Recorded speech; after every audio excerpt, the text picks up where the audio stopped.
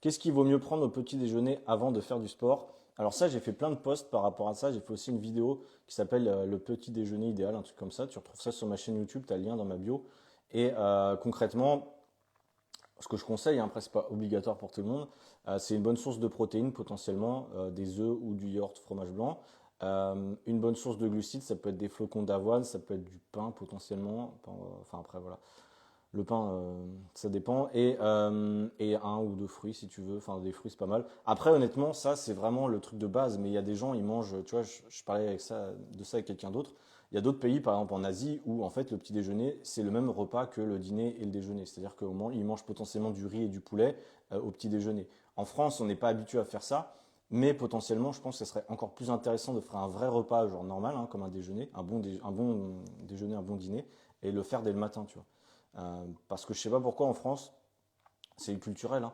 On a toujours besoin de sucré, ou c'est toujours le petit-déj, c'est toujours le repas le plus plaisir, entre guillemets, où on se permet un peu de manger tout. Euh, Tu vois, des tartines avec de la confiture, trucs comme ça, alors qu'on ferait jamais ça sur le dîner. Tu vois, on se dirait, ah bah non, sur le dîner, c'est pas bon, tout ça. Et au petit-déj, je sais pas pourquoi on s'autorise tout ça. Donc, bien sûr, il faut se faire plaisir, on va pas se mentir, mais potentiellement, je te conseille pas de prendre un bol de céréales avant de faire du sport.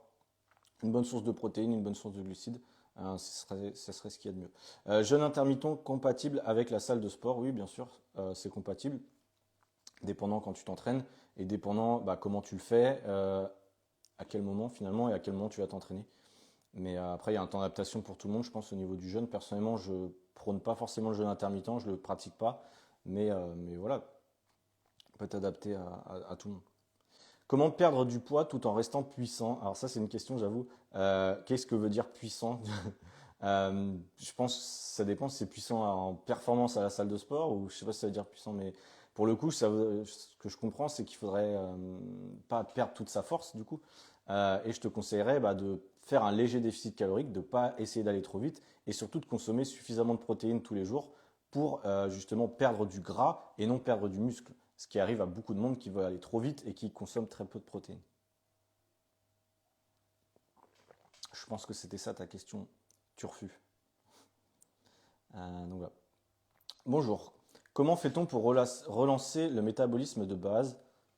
Alors, il n'y a pas vraiment de relance. Il y a beaucoup de. Ça c'est abusé d'ailleurs.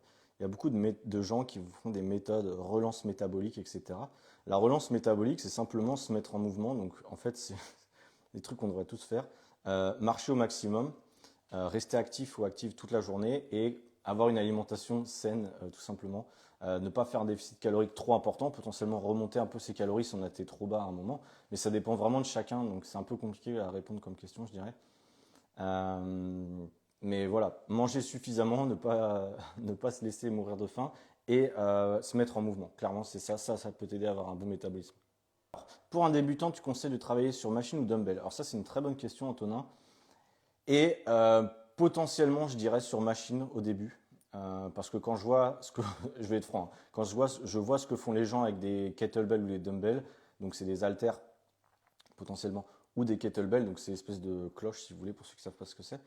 Quand je vois ce que font la plupart des gens, le problème avec des charges libres, c'est que les gens, si vous n'avez pas suffisamment de 1 de masse musculaire et de 2 de connaissance du mouvement et de l'exécution, vous pouvez faire des choses qui sont quand même assez incroyables, genre des trucs qui sont pas bons au niveau de la morphologie ou je sais pas de l'anatomie plutôt.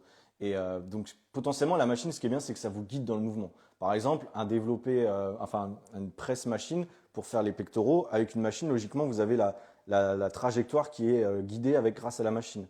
Qu'il y a des gens, par exemple, qui vont faire ça avec des haltères, qui vont avoir les coudes hyper élevés, qui vont avoir un angle droit et qui vont pousser comme ça, par exemple. Et ça, concrètement, alors au début, vous vous en rendez pas compte, mais si vous faites ça pendant des années et mal le mouvement, vous pouvez clairement avoir des problèmes aux épaules. Pareil pour les jambes, au niveau des squats, il y a plein de gens qui savent pas faire un squat. Pourquoi? Parce que ça s'apprend pas du jour au lendemain. C'est voilà, faut avoir un coach, faut s'auto-former. Enfin voilà, c'est quand même des mouvements. Même si on voit tout le monde en faire, c'est pas forcément des mouvements hyper évidents. Et la presse, par exemple, peut vous aider à construire une certaine masse musculaire au début et à vous aider quand vous êtes débutant. Après, vous pouvez commencer à travailler avec des charges libres petit à petit. Ne mettez pas trop lourd. Je vois beaucoup de gens, même au développé incliné ou au développé haltère, par exemple, donc pour les pectoraux, qui mettent hyper lourd et qui oublient en fait quel est le but de l'exercice. C'est travailler les pectoraux, c'est pas de travailler avec les épaules et de mettre super lourd, de faire 4 reps parce qu'on a vu Jean-Claude sur Instagram qui faisait 4 reps à 50 kilos, tu vois.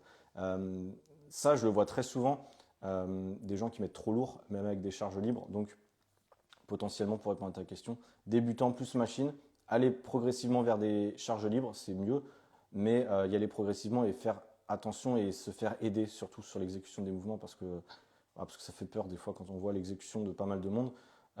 Pour vous, hein, je veux dire, risque de blessure élevé quoi, à terme. C'est ça qui est embêtant, quoi. Faut-il manger le matin avant d'aller faire du sport ou doit-on manger après? Bah, personnellement, hein, je mange avant et après. Mes élèves, je leur conseille de manger avant et après. Il y en a qui vont au sport à jeun et pour qui ça va très bien. Il y a des gens, ils vont faire du sport à jeun, ils vont tomber dans les pommes au bout de 10 minutes. Donc, est-ce qu'il y a une réponse par rapport à cette question pour tout le monde? Non. Ça va vraiment dépendre de chacun, de son mode de fonctionnement, de l'habitude qu'on a mis en place avant. Mais si tu arrêtes de manger du jour au lendemain le matin et que tu vas t'entraîner, je suis sûr que tu vas avoir du mal. Au bout de certains temps, tu vas être en hypoglycémie. Mais si tu as l'habitude de le faire, ça marche très bien. Donc après, maintenant, je suis moins fermé sur cette question-là. Après, doit-on manger après? Oui, clairement, tu dois manger après le sport. Pas 10 minutes après, hein. Tu as le temps, voilà, tu as au moins une demi-heure, une heure, le temps de digérer ta séance, on va dire. Mais après, ouais, moi, personnellement, je mange une source de glucides et de protéines après ma séance, concrètement, parce que c'est le moment de la récupération. Faut pas oublier que le plus important dans le sport, c'est ta séance, certes, mais c'est aussi la récupération derrière. Beaucoup de gens ne récupèrent pas de la bonne manière, ont des courbatures pendant 10 jours parce qu'ils n'optimisent pas la chose. Une mauvaise alimentation, potentiellement alcool, potentiellement on ne boit pas assez d'eau et potentiellement aussi pas assez de sommeil de qualité. Donc voilà. Bonjour, est-ce que faire du vélo fait perdre du poids? Bah, oui et non. Oui, tu vas augmenter ta dépense calorique. Maintenant, concrètement, faire une demi-heure de vélo, si derrière tu manges un croissant, ça annule tout. Voilà. Donc la réponse est aussi simple que ça. Le sport en tant que tel n'est pas fait pour perdre du poids. Le sport en tant que tel, c'est fait pour être en bonne santé, avoir un corps qui vous plaît, etc. Mais si vous reposez tout sur le sport, vous allez être droit dans le mur. Ça, c'est clair et net. Que c'est vraiment votre alimentation qui est à revoir pour la plupart des gens. Je ne dis pas que vous mangez mal, je dis juste que la plupart des gens, vous ne savez pas en fait combien vous mangez de calories. Et ce qui fait qu'il y a beaucoup de gens qui mangent très sainement, qui mangent des produits frais, qui mangent voilà, une bonne source de protéines, etc. et qui stagnent. Ça, je suis persuadé à 100% parce que j'échange avec vous au téléphone avec une dizaine de personnes par semaine et c'est la plupart des gens qui viennent à faire des bilans avec moi, c'est à cause de ça. Donc, potentiellement, prenez un calculateur de calories, vous allez le lire dans ma bio si jamais. Calculez vos calories avec l'application MyFitnessPal pendant une semaine. Pas la peine de faire ça pendant des mois. Et regardez combien de calories vous mangez. Regardez comment l'avocat c'est calorique, comment l'huile d'olive c'est calorique, comment les amandes c'est calorique. Et vous allez vite comprendre pourquoi il y a peut-être des bugs dans votre système. Ou peut-être aussi que simplement vous faites attention la semaine et le week-end. Le week-end, on sait pas pourquoi tout le monde fait un peu n'importe quoi. Et du coup, vous ne vous rendez pas compte que vous êtes en surplus calorique. Ça peut être une raison. Donc voilà. Ça répond pas à ta question sur le vélo, mais voilà, fais du vélo si tu penses que ça peut t'aider. C'est mieux de faire du vélo que de rester sédentaire, ça c'est sûr à 100%.